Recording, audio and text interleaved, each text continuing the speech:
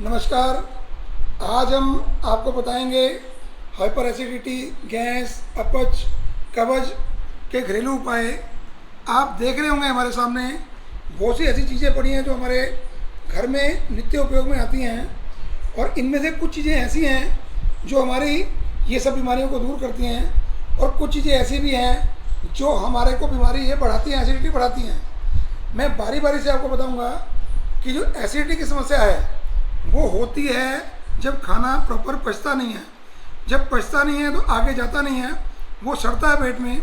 सड़ने के बाद वो इस एरिया में आपको जलन करता है, मुंह में तेजाब जैसी स्थिति महसूस होती है, मुंह में खट्टापन होता है, उल्टी आने जैसी स्थिति होती है, और पेट में एक अफारा, सूजन, और खाना इच्छा तो होती है खाना खाने की, पर जब खाना खाने बैठते हैं तो वो खाना अंदर जाता ही नहीं है, मन ही नहीं करता है। फिर कभी कभी बहुत मीठा खाने की इच्छा होती है। आप देख रहे होंगे रसगुल्ले आपके सामने रखे हैं, इतने अच्छे लगते हैं देखने में और इतने अच्छे लगते हैं खाने में, हम कई बार इसकी लिमिट क्रॉस करते हैं। ये सबसे बड़ा कारण हो सकता है एसिडिटी का। हमने भोजन भी कर लिया, बाद में मीठा भी खा लिया, जबकि भारतीय परंपराओं में क्या नियम है कि भोजन में सबसे पहले मीठा खाना होता है। यदि हमको खाना भी है मीठा तो भोजन शुरू करने से पहले एक आधा पीस हम किसी मीठे का खा सकते हैं। जैसे गुड़ का टुकड़ा, आप देखिएगा ये देसी गुड़ है बिल्कुल, ये गुड़ का टुकड़ा आप पहले खा सकते हैं। हम लोग क्या करते हैं, खाना खाने के बाद मीठा खाते हैं, और शायद आपको मालूम है कि मीठा जो है वो पचने में बहुत भारी होता है, और जब शुरू में भोजन करने लगते हैं तो उस समय हमारी जो अग्नि है, जो हमारे एंजाइम्स हैं, वो सबसे ज़्यादा सिक्रेट हुए होते हैं, उस समय वो मीठे का पाचन कर पाते हैं। इसके अलावा यदि मैं बात कहूँ कि जिनको बड़ी पुरानी एसिडिटी है और बहुत कैप्सूल गोलियाँ खा ली, उनके लिए बिल्कुल सरल सा, सिंपल सा एक तरीका बताना चाहूँगा। ये देखिए, ये आंवला का पाउडर है, हमने बना के रखा हुआ है और हमेशा हमारे यहाँ ये तैयार रहता है। इस 1 चम्मच हम आंवला का पाउडर लेंगे और इसमें 1 चम्मच देसी खांड लेंगे, और इसको अच्छे से आप मिला लीजिए, और इसको हल्के कोसे पानी के साथ दिन में 2 से 3 बार आप उपयोग करेंगे घर में, तो आपको पहला चम्मच लेते ही आपको एसिडिटी में बहुत आराम मिलता है इससे। ये तो बिल्कुल सरल उपाय है, इसमें कुछ विशेष करना भी नहीं है। आप देखिएगा ये कैसा बन गया, इसमें खट्टा और मीठा दोनों स्वाद ऐड हो गए, और ये लेंगे तो अच्छा रहेगा। उसके अलावा नियमित रूप से ये त्रिफला चूर्ण आप रात को सोते समय 1 से 1.5 चम्मच, जिनको ज़्यादा एसिडिटी है वो 1.5 चम्मच, ताकि सुबह पेट अच्छे से साफ हो जाए। पेट साफ रहेगा तो अंदर एसिड बचेगा ही नहीं। उसके अलावा अपने भोजन में ये सेंधा नमक है, देखिएगा, इसका उपयोग शुरू करें। सफ़ेद नमक का उपयोग बंद करके और सेंधा नमक का उपयोग शुरू करें। और अपनी डाइट में आप दूध बढ़ाइए। जो लोग डर के मारे दूध नहीं पीते कि दूध पीने से एसिडिटी होती है, ये मैं चैलेंज करके बोलता हूँ कि एक व्यक्ति लगातार पूरा दिन अपनी रोटी बंद कर दे, और जब भी भूख लगे, जब भी प्यास लगे, ऐसा पूरा दिन दूध ही पिए, जितना पिया जा सकता है। ऐसा एक दिन करने से भी एसिडिटी में बहुत फ़र्क पड़ता है। दूसरा, बिल्कुल नेचुरल फ्रूट्स, जिसमें सेब हो सकता है, केला हो सकता है, संतरा हो सकता है, ऐसे जो नेचुरल सीजनल फ्रूट हैं, यदि उसका उपयोग करेंगे और अन्न का सेवन कम से कम करेंगे तो आपकी एसिडिटी बिल्कुल जड़ से ठीक होने वाली है, पेट साफ रहने वाला है।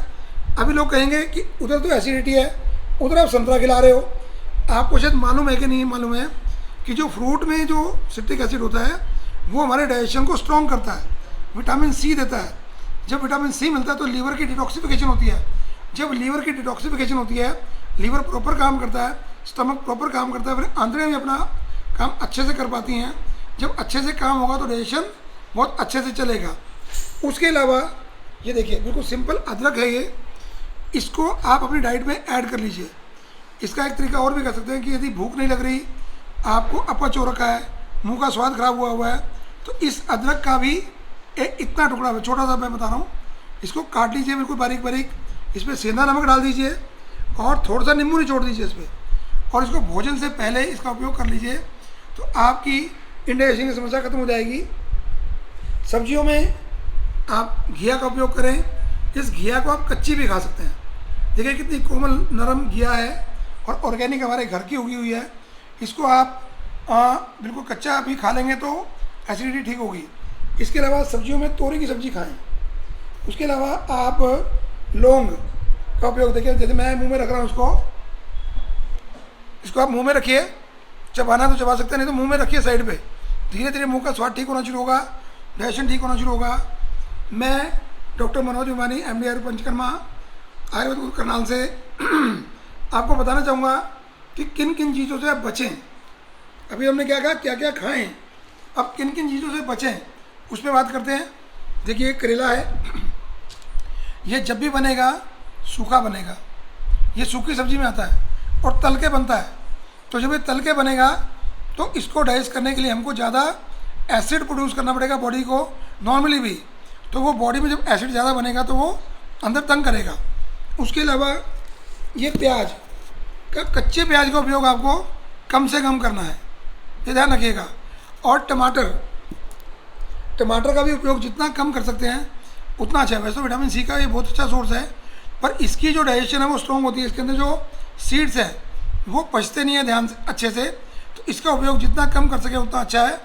उसके अलावा जिन लोगों को चाय कॉफ़ी की आदत होती है वो लोग कॉफ़ी का उपयोग मिनिमम करें, क्योंकि एक कप कॉफ़ी जो है वो लगभग 4 कप चाय के बराबर होती है। जब चाय एसिडिटी प्रोड्यूस बनाती है तो कॉफ़ी कितना बनाती होगी, अभी ध्यान रखिएगा। उसके अलावा हम घरों में आजकल टोमेटो केचप जो है बड़ा फ्रीक्वेंटली यूज़ करते हैं, कभी सैंडविच पे लगा के कर रहे हैं तो कभी किसी डाइट के साथ खा रहे हैं। और बच्चों में खासकर ये बड़ी गंदी आदत रहती है कि वो लोग केचप का उपयोग ज़्यादा करते हैं। इनमें सब में केमिकल होते हैं, वो केमिकल आपके अंदर एसिडिटी प्रोड्यूस करते हैं।